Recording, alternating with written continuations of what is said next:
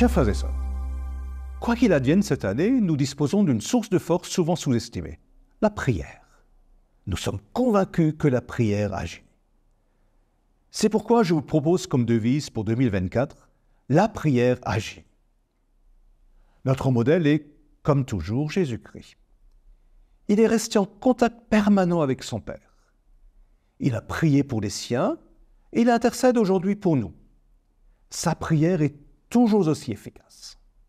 Que cela soit pour nous une source de réconfort et d'assurance au cours de l'année à venir. Quels sont les effets de la prière?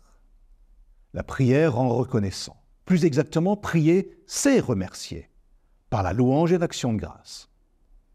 Mais nous ne sommes pas toujours enclins à la louange. Parfois, nous avons plutôt tendance à nous plaindre et à gémir. C'est précisément dans de tels moments qu'il faut se remémorer ce que Dieu a fait pour nous. Et il nous a fortifiés, préservés, bénis. Cela suscite en nous une grande gratitude. La prière rend miséricordieux.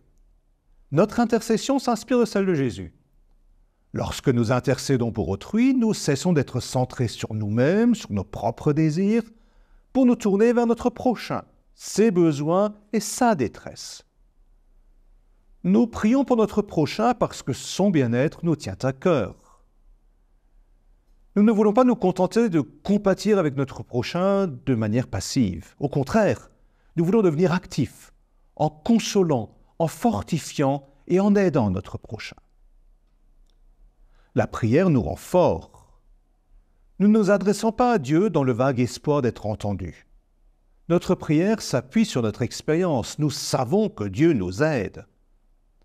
Même si la réponse de Dieu nous surprend parfois, notre confiance en lui nous donne de l'assurance. Et cela nous donne la force de poursuivre notre chemin.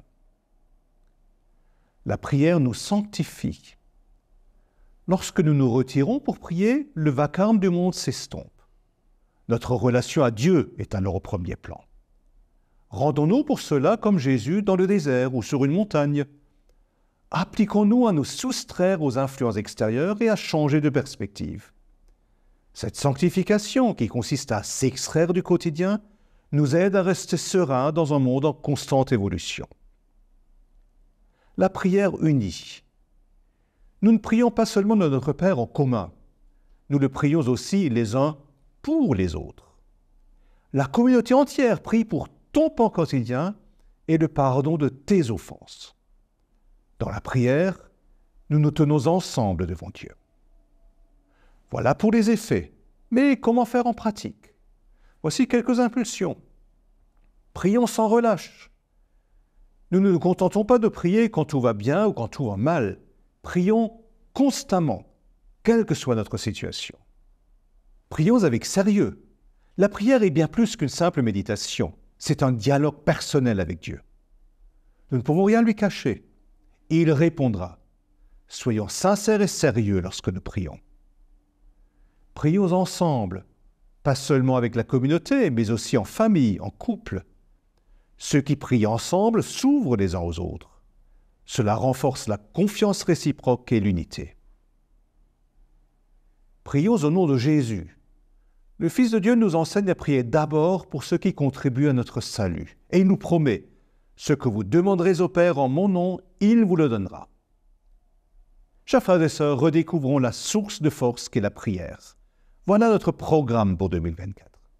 Dans cet esprit, je vous souhaite une année 2024 bénie.